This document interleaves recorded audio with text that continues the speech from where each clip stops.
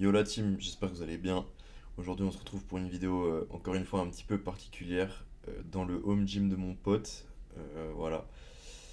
Du coup ça m'amène à un sujet très rapidement dans cette vidéo qui est le matériel qui est nécessaire en musculation. Est-ce que c'est réellement nécessaire d'avoir des salles de 400 mètres carrés à Dubaï 400 mètres carrés encore je suis gentil. Ouais non en vrai c'est même petit 400 mètres carrés.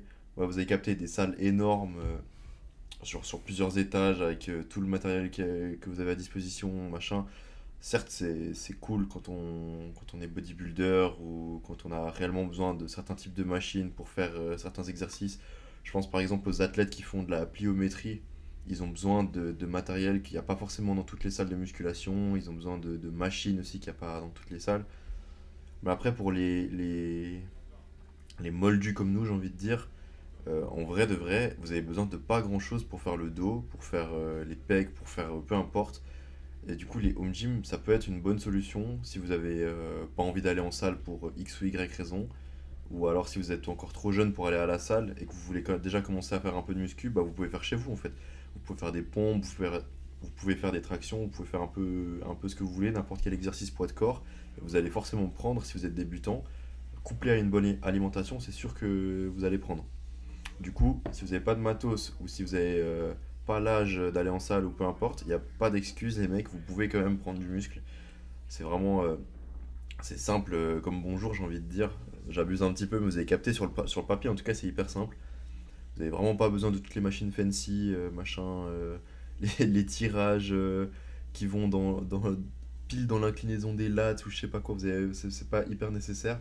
Et même si vous regardez les gens qui font du street lifting, j'ai pas forcément d'exemple en tête de nom, mais je sais qu'il y a un athlète borgne noir, il me semble que c'est un français, qui fait du street lifting.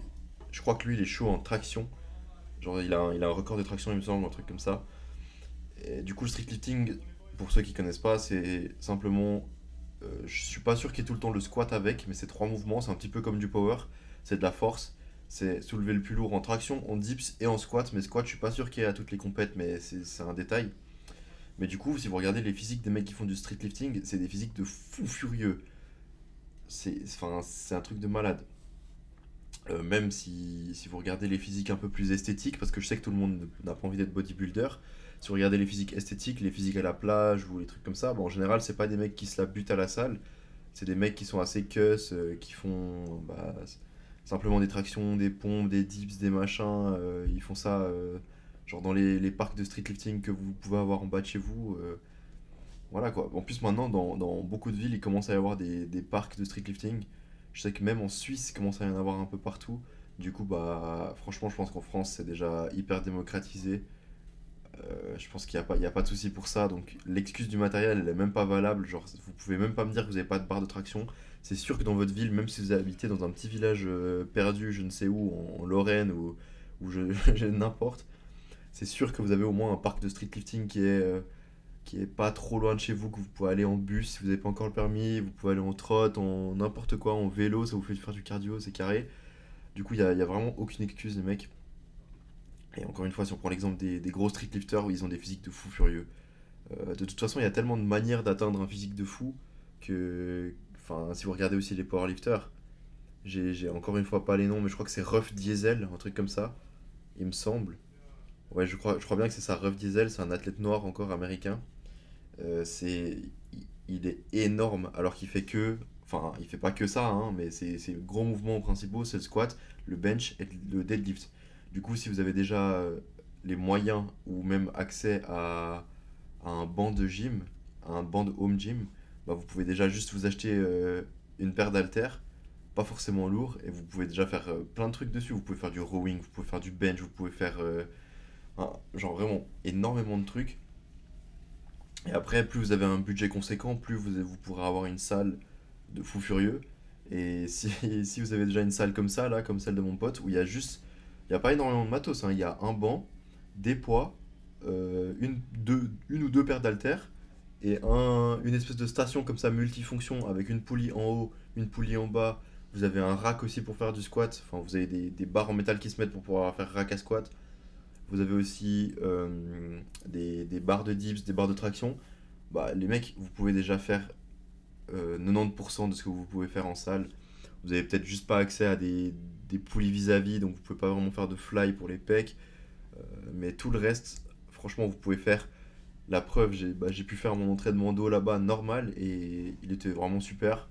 J'ai pu faire l'arrière d'épaule aussi. L'arrière d'épaule, les mecs, il n'y a pas besoin de matos de fou furieux. Et en fait, le seul matériel dont vous avez réellement besoin, c'est de la détermination, les mecs. Si vous êtes déter et que peu importe vos moyens, peu importe d'où vous venez, peu importe ce que vous. Non, bon, j'allais dire peu importe ce que vous mangez, mais pas trop. Parce que du coup, vous n'avez pas le choix que de passer par la case surplus si vous voulez prendre du poids ou déficit si vous voulez en perdre. Mais le plus important, c'est d'être déter et de vraiment le faire tous les jours, d'être le plus assidu possible. Si vous êtes assidu, que vous faites. Je sais qu'il y a plein de gens sur YouTube qui font des challenges, genre je transforme mon corps en faisant 30 pompes par jour, enfin non, pardon, plutôt 100 pompes pendant 30 jours, et ça fonctionne. Vous voyez quand même une différence, alors que les mecs, ils ont fait que des pompes, ils n'ont pas forcément bien mangé, ils n'ont pas forcément fait de surplus, de déficit, peu importe.